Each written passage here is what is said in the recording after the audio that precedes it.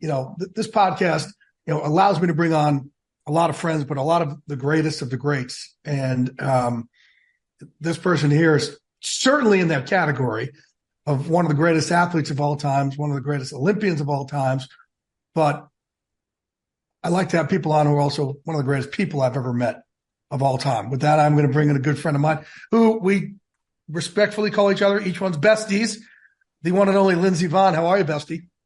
Hey, Jay, how are you? I'm doing great. What are your mental health issues and how do they feel for you? I have depression and I've had it since I was a teenager. I think, being on the road and away from any type of support system was really hard on me, and not having an outlet or anyone to talk to.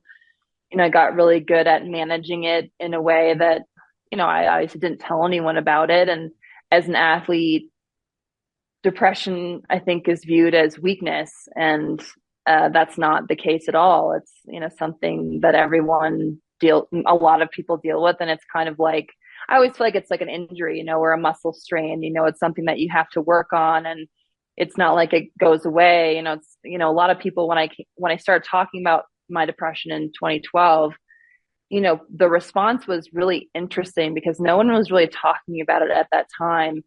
And everyone's like, "Oh, how are you feeling today? Like, do you want a Tylenol? Like, are you taking your medication today? Is that gonna?" I'm like, I'm not. It's not like I take a Tylenol every time I feel sad. That's not how it works. And I think there's a lot more understanding around depression and just mental health in general, which is amazing. But I definitely found ways to cope with it, and to manage it, and to keep it my problem, and not share it with anyone else.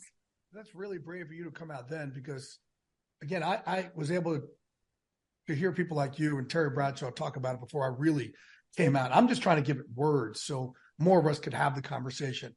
You can lean into somebody and, all right, now I didn't know how to talk to my son or daughter or husband or wife, or even had a grandmother reach out saying for the first time in 80 years, like, now I have the words to tell my husband and kids and grandkids what I've been going through. So that's really brave that you did it all the way back then. What propelled you to do it? What got you to say, you know what, I'm going to come out with this? I mean, it was a time in my life when I was kind of unpacking a lot of things, and publicly tumultuous, with my relationship that ended. And I felt like it was something that I needed to get off my shoulders. I felt like I was carrying this weight around, and I was sick of it. I was sick of feeling like I didn't have anyone. And I knew a lot of people that were struggling with it as well. I mean, a really good friend of mine is the reason why I even went to a doctor, because he was like, I think this would really help you. And so for me, it was what I needed personally. And I think that the hope was that it would help others, but the main reason was myself and just my own journey, and how do I become a better person, and in turn, hopefully that will help other people in their journey as well. It's amazing. Again, you keep it inside, and I kept it inside for all these years, but like physically, right? We break our arm, you get a cast. Hey, everybody signs it. I know. Right? That's the funny thing, is that, like, I think you are a really shining example of, how physically strong you can be, and, nothing phases you. You can get kicked in the face and you're like, all right, do it again, but, mental health is something totally different. And it needs just as much care as, again, like physical therapy or, rehab from an injury. It's very, very similar, but no one approaches it that way. And I think, again, like, just because you're physically strong, or just because, you're smiling, on the outside or to your friends, doesn't mean on the inside you're not dealing with something. Yeah. Listen, I thought, man, once I got to where I was in my career, it'd be all rainbows and unicorns. And you find out, Ural's not an antidepressant. A lot of the other things are not antidepressants. You got to learn how to love yourself up from the inside out. I now, because I've gone this journey, now I have a lot of tools I could use when that beast is coming out of the box. And it probably comes out of the box more now than it had, because I talk about it so much. It's so prevalent in my life, which is my choice. So I can be of service to people. But now I have things I do every morning. when the beast gets out of the box later, before I go to bed? What are some of the practices and tools you use to kind of, keep the roommates in your head talking nicely to each other? I have to physically exert myself almost every day. I need that outlet. I need to like recenter and refocus and just, feel confident in myself and, keep those thoughts away. Whenever I'm inactive, things creep in and, it's just a really slippery slope. So that's one of the reasons why, the gym is so important to me still after retirement. And one thing that always helped me keep it at bay when I was racing was that I was racing. I felt like honestly ski racing was always my therapist. Right. And, when I was in the starting gate, it was always the most peaceful and clear-headed and happy that I was the entire day. Is that the same, when you fight, or like, what do you do to help? Oh, yeah, no, I need a team. So that's why look, I'm going for another back cleanup Thursday. Jay, what? I got to get it cleaned up. So many back things. How are you shaming me for that? Are you kidding me? No, now I know where to send my Ben and Jerry's. I'll send it to your house. Thank you. Yeah. I'm just getting a little cleaned out again. And then, but Friday I went and wrestled this football player, Eric Wilson, trained him. And the other guys in the gym were like, what the fuck are you doing? But my main head coach over there, Jason Borby, he's like, no, you're doing what you have to do. Like when I'm not around those guys and I'm not able to, have that fight team, if you will. The roommates in my head do not talk nicely to each other. But what I've had to do as a result too is figure out other ways of having teams, not just that. So now when I'm having bad days, I call 4 people to tell them I'm struggling. Our friend, The Rock, is one of them, who literally stops everything when I'm like, it's one of those days. Strahan's one now, which I never did until I came out with this book. So even though I wrote about it, we never talked vulnerable like this until one night. I was like, I can't go out tonight. And he was like, why? And I just told him for the first time. He was like, why have you never told me? Like, I could have been there for you as your best friend for 30 years. I'm like, I don't make up the rules of this shit. With you, I felt shame. It is what it is. Right? Yeah. Exactly. But you also have seen our dynamic. We constantly get on each other. So it was like, right? Like there was like shame with him, but then his reaction was like, but I could have been there for 30 years. So now I know to call like 4 people and tell them. And then I'll call 4 other people just to check up on them and not tell them what's happening with me. And that's my way of being of service.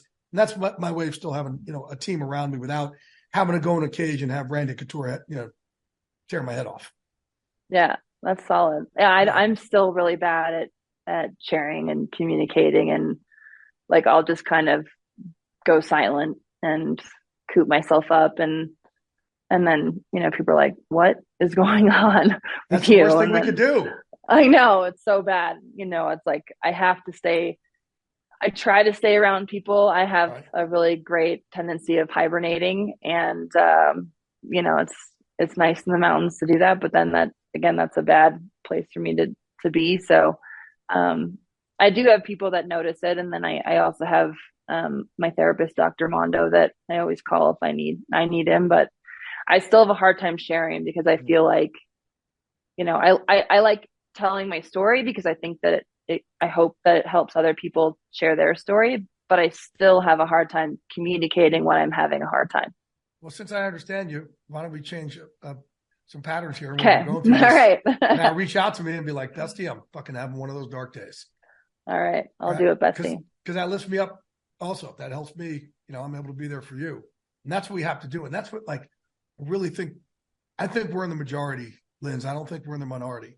Oh, we're for sure in the majority. And that's the funny part is that, it's like there's this huge stigma and everyone thinks that it's this bad thing. It's like everyone is dealing with it, whether you want to admit it to yourself or not, especially after COVID. Right. And I think COVID was kind of an eye opener for a lot of people because I think they were able to hide things maybe to themselves and to others, that what they were struggling with. But it, became very clear for pretty much everyone, when COVID hit that, there's things that need to be addressed. And I think that it made everyone more empathetic because we all have issues, we all have struggles, and it's a matter of supporting each other. That's the only way that we get through it. And I think the more we show people we're in the majority, the more people will be comfortable coming out and talking about it and leaning into each other. And, I go and speak to these sports teams. I'm like, look, there's just not enough therapists out there for us yet. So you have to be each other's therapists and lean into each other. And that's where somebody like you and somebody like myself could really help, I think, lead this next generation. I'm hoping. Yeah, absolutely. I also, when I'm, like I said, I'm bad at communicating. I do journal a lot, and that's kind of my way of like working through things. If I don't have someone that I can talk to. Before I had Dr. Mondo, I was always journaling. I've been journaling since I was like 10, but I didn't really realize, how helpful it was until, later. But that's my process of like, what am I dealing with? What can I do to make myself feel better? And even just the process of writing it down and acknowledging what I'm going through is helpful. I just started it. I learned it. Really? Yeah. And I learned it. Well, the book is honestly, it's a way of journaling as well. So to be honest. Okay. So the book comes out, and this year, again, I have an anxiety attack, and I talk about it in the book every time I've been on TV from 2005 to now, even like scripted stuff. So it became like, it just became habitual. And this year, first show, I didn't have one of Fox and NFL Sunday. And then the second show, I didn't have one. Third show, and I was like, what? And I was talking to Lane Johnson from the Eagles, he had his own issue and left the team. And he started talking about how journaling was helping him. And I was like, oh, wait, hold on a sec. I haven't had an anxiety attack these first 3 weeks. Wait, maybe, yes, journaling for me, maybe this has helped me. So I started as a result, exactly what you're saying. I started as a result of that. Yeah. It was huge. And now Good job, every day, buddy. Thank you, bud. And now every day also I journal. I wake up in the morning and write down 10 things I'm grateful for that happened the previous day. Yeah. Gratitude. I had this, there's actually a journal that says like, it's kind of the 3 things I'm grateful for, my 3 goals for the day. And I used to do that at night, but then it really got my brain going. And then I have a really hard time sleeping. And so that did not help. So instead of like, if I do the gratefulness, exercise, I'll do it in the morning. And then at night I'll do my regular journaling, which is helpful. Okay. I love that. Oh, that's actually good. Cause I kind of lumped them together. I'm going to try that. I'm going to start doing that.